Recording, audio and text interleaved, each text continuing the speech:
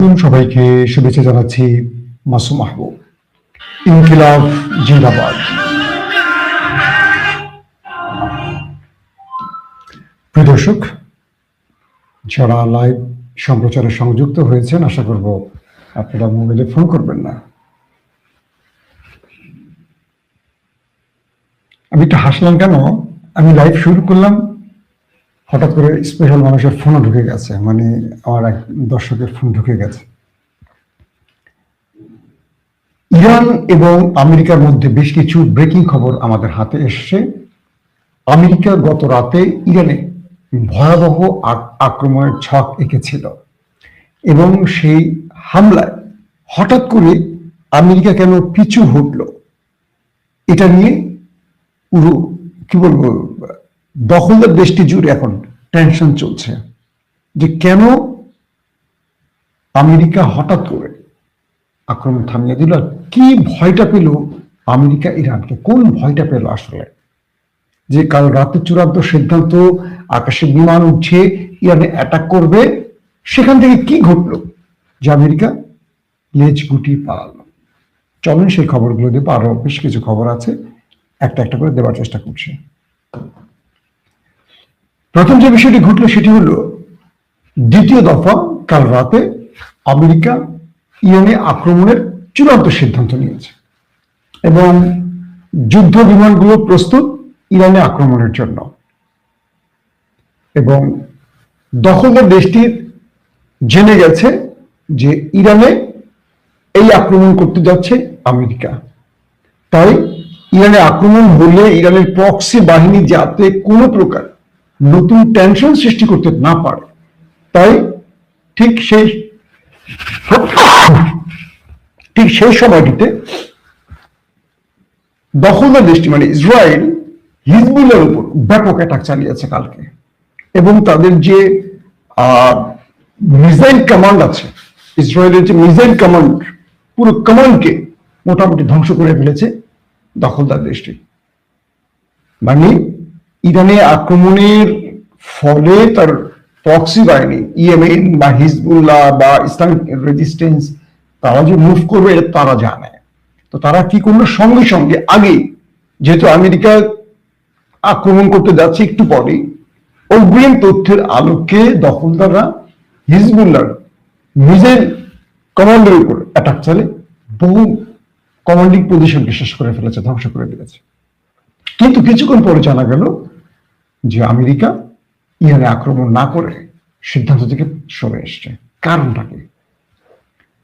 এই পর্যন্ত আমি যতগুলো তথ্য ঘেটেছি, কেউ কারোটি উল্লেখ না করলেও রহস্যজনক কিছু বিষয় আমার, মানে যেগুলো আমরা বলি যারা বিভিন্ন বিশ্লেষণে উঠে এসছি, আমি আমার জায়গা থেকে সেই জায়গাগুলোকে একটু তৈরি করার চেষ্টা করছি, যেহেতু আমি দীর্ঘদিন এই খবরগুলো দিচ্ছি। বাট কিছু কিছু জিনিস আমার কাছে যেরকম মনে হচ্ছে সেটা আমি আপনাদের তুলে ধরার চেষ্টা করছি, বা আন্তর্জাতিক খবর যেগুলো বলছি। এক, আমেরিকা আক্রমণ করার আগে তার এজেন্সি বা গোয়েন্দা ফেইলার ছিল, অর্থাৎ আমেরিকা যে তথ্য পেয়েছিল, আমেরিকার টার্গেট ছিল তারা পুরো ইরানে আক্রমণ করবে না, তারা আক্রমণ করবে ইরানের মূল টার্গেট পারমাণবিক, ব্যালিস্টিক অ্যান্ড খামেনি পরিবার এবং আইআরজিসি টপ কমান্ড পজিশন।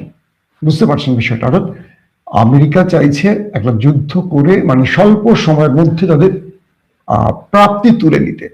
তারা আলী খামেনি বা তার পরিবার বা তার ছেলেকে শেষ করতে চাইছেন, আইআরজিসি প্রধানকে শেষ করতে চাইছেন সেনা প্রধানকে শেষ করতে, বিমান বা মিসাইল প্রোগ্রাম প্রধানকে চাইছেন পারমাণবিক প্রকল্পকে ধ্বংস করতে এবং ব্যালিস্টিক প্রোগ্রামকে ধ্বংস করতে। তো এটা করতে আমেরিকা তার 200-র অধিক যুদ্ধ বিমানকে ইরানের আশপাশে জড়ো করেছে। চারদিকে যুদ্ধ বিমান এবং এয়ারক্রাফট ক্যারিয়ার নিয়ে বসে আছে। প্রচুর সংখ্যক সেনা ইরানের চারদিকে জড়ো করেছে। ইরান পাল্টা প্রতিরোধ হিসেবে তাদের সেনাকে ইরাকে সর্বোচ্চ পাহারায় রেখেছে। অর্থাৎ ইরানের সেনারা এই মুহূর্তে ইরাক সীমান্তে বর্ডারে চলে গেছে, সেখানে তারা হাজির আছে। যে কোনো ভাবে এখান থেকে আমেরিকা আক্রমণ করতে পারে সম্ভাব্য জায়গাটি তারা ধারণা করে এখানে তারা শক্ত ভূমিকা পালন করছে কে? ইরান। মজার বিষয়টি হলো, তো আমেরিকা যখন চূড়ান্ত সিদ্ধান্ত নিয়ে আক্রমণে যাচ্ছে, পেন্টাগন জেনে গেছে, তেল আবিব জেনে গেছে, সেইভাবে সব রেডি। হঠাৎ করে আমেরিকা সিদ্ধান্ত পরিবর্তন করে ফেললো, তারা আর আক্রমণ করলো না। এরপরে যে অ্যাজাম্পশন গুলো আসছে, এক, যে আমেরিকা যে ডাটা পেয়েছিল সেই ডাটাটি পরক্ষণে হয়তো ইরান জেনে গেছে, যে কারণে আমেরিকার আক্রমণের কিছু আগে ইরান তার লক্ষ্যকে পরিবর্তন করে ফেলেছে, নাম্বার ওয়ান। নাম্বার টু, ইরানের কাছে তুর্কিশ এজেন্সি এমআইটির কিছু স্পেশাল তথ্য এসে বলা হচ্ছে যে আক্রমণের কিছু আগেই তুরস্কের গোয়েন্দা সংস্থা ইরানকে কিছু গোপন তথ্য পাঠিয়েছে, যার আলোকে ইরান এমন কোন ব্যবস্থা গ্রহণ করেছে যেটা আমেরিকা ওই সময়টিতে চায়নি। অর্থাৎ আমেরিকা বুঝতে পারছিল না যে এই সময়টিতে ইরান এই খেলাটি খেলবে। ধরেন আপনি রাজাকে চেক দেবেন, তো চেক দেওয়ার আগে আপনি তিনটা চাল চিন্তা করে রাখছেন যে আমি আগে বড়িটাকে এখানে দিব, তারপর এখান থেকে আমি আমার কিস্তিটাকে বসায় মন্ত্রীটাকে এনে কোনো দাঁড় করে দিব, যত রাজাটা চেক হয়। তো এই চালটা হলো তুর্কি এজেন্সি এমআইটি তারা জেনে গেছে। এর ইরানকে অগ্রিম সতর্ক করা, ইরান তার রাজাটাকে সরিয়ে এনে তার চালটা পরিবর্তন করে দিয়েছে, যেটা আমেরিকার ওই সময় এসে তার সিদ্ধান্ত পরিবর্তনের জন্য তাকে বাধ্য হতে হয়েছে। একটা 2 নম্বর পয়েন্ট হলো এটার বিষয়ে ডিটেল তথ্য এখন আমরা পাইনি, কিছু এজেন্সি খবরগুলো দিচ্ছে। 3 নম্বর, ইরানের কাছে চীনের রিয়েল টাইম ইন্টেলিজেন্স হাজির হয়েছে। অর্থাৎ চীন তার রিয়েল টাইম ইন্টেলিজেন্স ইরানকে শেয়ার করেছে এবং এর মাধ্যমে ইরান আমেরিকার অবস্থান টার্গেট জেনে গেছে থেকে ইরানে আক্রমণ করবে আমেরিকা, এবং ইরান পাল্টা সেই আক্রমণের স্থলে তাদের নিজস্ব প্রতিঘাত বা পাল্টা আক্রমণ সাজিয়েছে। অর্থাৎ আমেরিকা তারা যে পয়েন্ট থেকে ইরানের মূল টার্গেটে অ্যাটাক করবে, এটি চীনের রিয়েল টাইম ইন্টেলিজেন্সের মাধ্যমে ইরান অগ্রিম জেনে গেছে এবং সেখান থেকে ইরান আমেরিকাকে পাল্টা অ্যাটাকের জন্য প্রস্তুতি নিয়েছে। যে কারণে আমেরিকা বুঝতে পারছে যে এই সময়টা যদি তারা আক্রমণ করতে যায়, ইরান তার প্রতিঘাতে আমেরিকার বেশি ক্ষতি হবে, তাই তারা সে সিদ্ধান্ত পাল্টিয়েছে। 4 নাম্বার, ইরানের মূল টার্গেট বা যে বিষয়গুলোতে আমেরিকা যুদ্ধ বিমানে অ্যাটাক করবে এবং তারা B2 বোম্বার্স বলি বা তারা যে বোমাগুলো রেডি করেছে ইরানের বিরুদ্ধে ব্যবহারের জন্য, সেখানে ইরানের কোন গোয়েন্দা তথ্য, এরকম তথ্যের আলোকে পাল্টা ইরান আমেরিকার কোন নেক্সট বড় কোনো প্রজেক্টকে টার্গেট করে ফেলেছিল, যে আক্রান্ত হলে ইরান এই কাজটি করে ফেলবে। অর্থাৎ শত্রু যখন বুঝতে পারে এখনই আমি আক্রান্ত হচ্ছি এবং শত্রু তখন সঙ্গে সঙ্গে ব্যবস্থা নিতে পারে, এটার মূল প্রথম যে আক্রমণ করে তাকে হকচকিয়ে দেয়। এক কথা, সে ওইখান থেকে তার লক্ষ্য পরিবর্তন, মানে কি বলবো, ব্যর্থ হয় তার লক্ষ্য। যেমন ধরেন আমেরিকা যখন ইরানে, মানে ইসরায়েল যখন আমেরিকায় আক্রমণটা করলো কদিন আগে, ইসরায়েল যখন ইরানে কদিন আগে আক্রমণটা করলো 12 দিনের যুদ্ধে, আপনাদের মনে আছে, প্রথম ধাক্কায় প্রথম কয়েক ঘন্টার মধ্যে ইরানের 20 জন হাই অফিসিয়ালকে মেরে ফেললো কে, দখলদার দেশটি। এবং টার্গেট ছিল কি দখলদারদের, আমেরিকার, যে ইরানের এই 20 জন গুরুত্বপূর্ণ ব্যক্তি মরে গেলে পুরো সিস্টেম টপস করবে, তারা পুরো সিস্টেম ভেঙে পড়বে এবং তারা সেখানে রেজিম চেঞ্জ ঘটিয়ে পুরো ইরানের কন্ট্রোল নেবে। কিন্তু ইরান কয়েক ঘন্টার মধ্যে তার টপ কমান্ড পজিশন ভেঙে পড়লেও, সব মারা গেলেও, কয়েক ঘন্টার মধ্যে পুরোটাই ইরান তার রিব্যাক করছে। ইরান তার পুরো জায়গায় আবার ফিরে এসছে। সেনাপ্রধান মরে গেছে, সেকেন্ড ম্যান দাঁড়িয়ে গেছে, থার্ড ম্যান দাঁড়িয়ে গেছে, ফোর্থ ম্যান দাঁড়িয়ে গেছে, ধাম ধাম ধাম ধাম করে। IRGC প্রধানের কিছু হয়েছে, সেকেন্ড থার্ড ফোর্থ লেয়ার দাঁড়িয়ে গেছে। বিমান বাহিনী কিছু হয়েছে, সেকেন্ড ফোর্থ থার্ড লেয়ার দাঁড়িয়ে গেছে। পরমাণু বিজ্ঞানী মারা গেছে, বিকল্প সেখানে দাঁড়িয়ে গেছে অন্য পজিশন থেকে। অর্থাৎ দখলদাররা ইরানে আক্রমণের পরপরই ইরান খুব দ্রুত সময়ের মধ্যে তারা আবার নিজেকে কন্ট্রোল করে, নিজেকে মানে সেভ করে তারা পাল্টা আঘাতে চলে গেছে এবং পাল্টা আঘাত এত ভয়াবহ ইরান করছে যে দখলদাররা বুঝে উঠতে পারেনি আসলে কি হবে। মোটামুটি নাস্তানাবুদ করে ছেড়ে দিয়েছে তেল আবিবকে ইরান। তো এখন যে বিষয়টি ঘটছে যে ইরান তার গোয়েন্দা তথ্যের আলোকে যে দেখ, সেটা চীন দেখ বা তুরস্ক দেখ, আমেরিকার কোনো পজিশন বুঝে গেছে যেটা আমেরিকা চায়নি। নাম্বার 2, আমেরিকার কাছে এমন কোনো তথ্য আছে যে ইরানে আক্রমণ করলে তাদের ক্ষতিটা আরো বেশি হবে, এবং সবকিছু মিলে ইরান এবং আমেরিকার মধ্যে ইন্টেলিজেন্স যে শেয়ারিং আছে সেখানে বড় রকম কোনো ঘাপলা ঘটে গেছে। সবকিছু মিলে শেষ পর্যন্ত ইরান থেকে আক্রমণে মানে সিদ্ধান্ত থেকে ফিরে এসে মিস্টার ডোনাল্ড ট্রাম্প। আর এই খবরটি কে বলছে? দখলদারগণের মাধ্যমে। তারা বলছে যে মিস্টার ট্রাম্প ইসরায়েলের দাবিকে আবারও অবমূল্যায়ন করেছে। মানে কি সুন্দর দাবি! ইসরায়েলের দাবিতে ট্রাম্প যুদ্ধ করতে যাচ্ছে। আমেরিকার কংগ্রেস, সেনেট, আমেরিকার গুরুত্বপূর্ণ ডিপ স্টেট, আমেরিকার এনিথিং রং? শব্দ হলো কিসের? উপরে শব্দ কিসের? ওকে।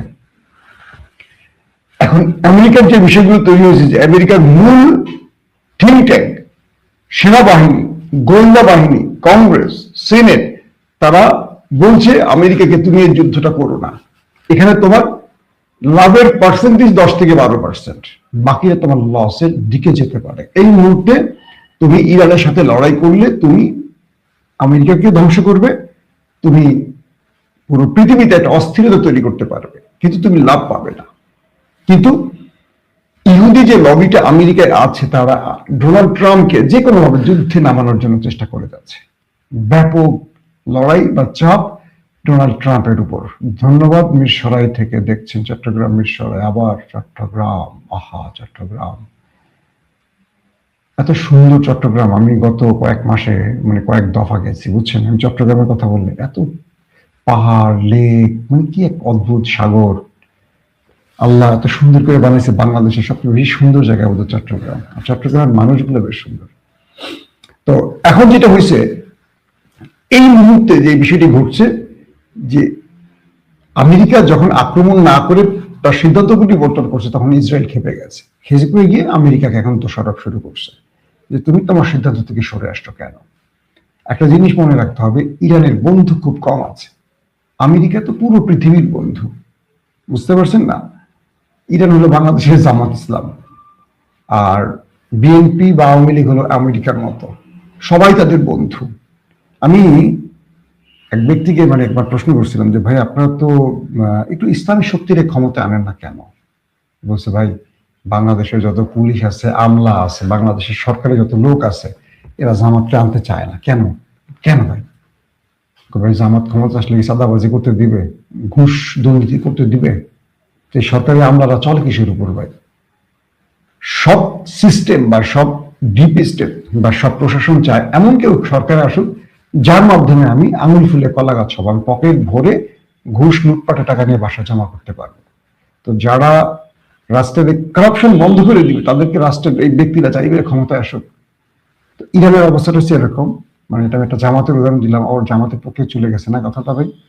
যাক, সত্যটা সত্য বললাম রোজার মুখে আর কি, মিস্টেক হয়ে গেল, মাফ করে দিয়ে নাকি। তো বিষয়টা হলো যে ইরান আক্রমণ করছে না। ইরানে এখন আমেরিকার মূল টার্গেটটা হলো তারা আক্রমণ করবে, আক্রমণ করে প্রথম সারি ধরেন আলী খামেনি বা তার ছেলেকে মেরে ফেলবে, আইআরজিসি প্রধানকে মারবে, সেনাবাহিনীর গুরুত্বপূর্ণ কয়েকজনকে মারবে। আমেরিকা মেরেই বলবে যে আমাদের টার্গেট ফুলফিল, আমরা যুদ্ধ করব না, মিস্টার অমুক এখন ক্ষমতায় বসবে, মিস্টার আমার নাম বলে দিল মাসুম মাহবুব এখন ইরানের ক্ষমতা থাকবে, সে জনগণের ইচ্ছা অনুযায়ী রাষ্ট্র চালাবে। বাস, আমাকে বসাই দিল ক্ষমতা, আমি রাষ্ট্রীয় ক্ষমতা বসে গেলাম, ইরান শান্ত হয়ে গেল। এটা হলো আমেরিকার টার্গেট। এই জন্য ইরান কি করছে, আলী খামেনি তিনি একটি বাংকারে আশ্রয় নিয়েছেন, তার পরিবারের প্রত্যেকটা সদস্য ভিন্ন ভিন্ন জায়গায়, সেনাবাহিনী প্রধান এক জায়গায়, আইআরজিসি প্রধান এক জায়গায়, নেভাল চিফ এক জায়গায়, এয়ারফোর্সের চিফ এক জায়গায়, তারপরে কি বলে পারমাণবিক প্রোগ্রাম প্রধান এক জায়গায়, ব্যালিস্টিক প্রোগ্রাম এক জায়গায়, ক্রুজ প্রোগ্রাম এক জায়গায়। অর্থাৎ পুরো ইরানের গুরুত্বপূর্ণ ব্যক্তিরা কেউ আর এক জায়গায় নেই। গতবার ইসরায়েল ইরানের লড়াইতে তারা কাছাকাছি টাইমে মারা গেছে সবগুলো। এবার ইরান কি করছে, প্রত্যেককে দ্রুত সরিয়ে ফেলেছে। কি ভিন্ন ভিন্ন জায়গায় রাখছে ইরান তাদেরকে, যাতে করে আক্রমণ করলে একজন ব্যক্তি মারা গেল পুরো ইরানের বড় ক্ষতি না হয়। পুরো ইরান জুড়ে তাদেরকে সরিয়ে রেখেছে এবং প্রত্যেকের জন্য আলাদা আলাদা ঠিকানা তৈরি করছে, এবং অপারেশন টিম ইরান আবার আলাদাভাবে রেডি করছে যে ইরান আক্রান্ত হলে তারা কোন পজিশনে, যেমন ইরাক থেকে আক্রমণের আতঙ্কটা বেশি, তাই ইরাক সীমান্তে ইরান তার প্রচুর সেনা মোতায়েন করেছে। এবং প্রতি মুহূর্তে ইরান চীন থেকে আর তুরস্ক থেকে রিয়েল টাইম ইন্টেলিজেন্স তাদের শেয়ারিং হচ্ছে, আপডেট তথ্য পেয়ে যাচ্ছে, এবং ইরান আমেরিকাকে আঘাতপ্রাপ্ত হলে কোন চীনের প্রোগ্রাম দিয়ে পাল্টা অ্যাটাক করতে পারে। এটা হলো আমেরিকার আরেকটা ভয়। চীন তার নতুন কোন প্রোগ্রাম দিচ্ছে ইরানকে, ধারণা করা হচ্ছে, এগুলো কিন্তু আমি বলছি না, এগুলো বিভিন্ন গণমাধ্যম থেকে আসছে। তো হয়তোবা ইরান চীনের কোন নিউ প্রোগ্রাম আমেরিকার বিরুদ্ধে ব্যবহার করতে পারে। এটাও আমেরিকার একটা টেনশন, কারণ চীন সামরিক ক্ষেত্রে অনেক দূর চলে গেছে, এটা অনেকে বোঝেও না। ইরান করে যুদ্ধ কেন্দ্র করে তার মিত্রদেরকে দিয়ে, যেমন পাকিস্তানকে দিয়ে ভারতের টেস্ট চালাচ্ছে, পাকিস্তান চীনের প্রযুক্তি দিয়ে ধান করে কয়েক ঘন্টার মধ্যে বিজয় পেয়ে গেছে ভারতের বিরুদ্ধে। মনে করা হচ্ছে যে এবার চীন ইরানকে দিয়ে আমেরিকার বিরুদ্ধে তাদের খেলাটা খেলতে চাচ্ছে। তো সবকিছু মিলে একটা কি বলবো, আমেরিকা বড় চাপের মধ্যে আছে। শেষ পর্যন্ত কি হচ্ছে দেখার অপেক্ষায়। তবে গতকালকের এই যুদ্ধটা থেমে যাওয়ায় আজকে আমরা হয়তো আপনাদেরকে কিছু ভালো খবর দিতে পারলাম। আমরা বিশ্বাস করি এই যুদ্ধটা যেন বন্ধ থাকে, এটা যেন না হয়। কিন্তু সমস্যা হলো এটা যে কোনো সময়, কালকে হয়তো ব্রেকিং খবরটা আমরা দিতে বাধ্য হতাম। তো আমরা আশা করি এই রোজার মাস মুসলমানদের সবচেয়ে বড় কি বলবো পবিত্র মাস, সেই মাসে প্রতিবাদী আমরা দেখি যে দখলদার আমেরিকা কোন না কোন দেশে আক্রমণ করে এই মাসটা আসলেই। এবার আমরা এখন বড় কোনো খবর পাইনি। তারপর আমরা কালকে দেখলাম যে তারা হিজবুল্লাহর পুরো মিসাইল কমান্ড পজিশনকে শেষ করে ফেলছে। খুব দুঃখজনক ব্যাপার। এখন আমরা আশা করব যে কোনো ভাবেই হোক এই যুদ্ধটা বন্ধ হোক। আমরা যুদ্ধ চাই না, আমরা শান্তির পক্ষে। এবং আমেরিকা তার বোধের জায়গা তৈরি করুক। আমেরিকার পুরো সিস্টেম যুদ্ধের বিরুদ্ধে দাঁড়িয়ে গেছে, কিন্তু আমেরিকার মধ্যে ইহুদি ডিপি স্টেট আমেরিকার ডোনাল্ড ট্রাম্পকে আবার যুদ্ধে নামাতে চাইছে। আমরা দেখি শেষ পর্যন্ত যুদ্ধটা আর সামনে যায় নাকি বন্ধ হয়। মাসুম ভাই, বিএনপির সঙ্গে আপনার সম্পর্ক বর্তমান তলানিতে গেছে নাকি? সম্পর্ক আমার আসলে তলানিতে আর ঊর্ধ্বগতির বলে কোনো বিষয় না। আমি তো আসলে ধান্দাবাজির লোক না। মানুষ সম্পর্ক উন্নয়ন করে ধান্দাবাজির জন্য, তাই তো? না জামাত থেকে ধান্দাবাজি করবো, না আওয়ামী লীগ থেকে করছি, না বিএনপি থেকে করবো। সো কাউকে ছাড় দিয়ে কথা বলবো না। যখন খারাপটা লাগবে খারাপটা বলে ফেলবো, যখন ভালো লাগবে ভালোটা বলবো। এটা হলো আমার জায়গা। আপনারা কখনো শুনবেন না যে মাসুম ভাই রাষ্ট্রীয় কোনো বড় মাধ্যমে কোনো জায়গায় বসছে দলের চামচামি করার জন্য। সো কেন আপোষ করব? আপোষ করবো না বলেই তো দলের পরিচয় কোথাও বসছি না। যখন বসবো তখন নিজেকে বিক্রি করে ফেলবো এই ভয়। দোয়া করবেন আমার জন্য। প্রত্যেকে ভালো থাকবেন। আল্লাহ হাফিজ।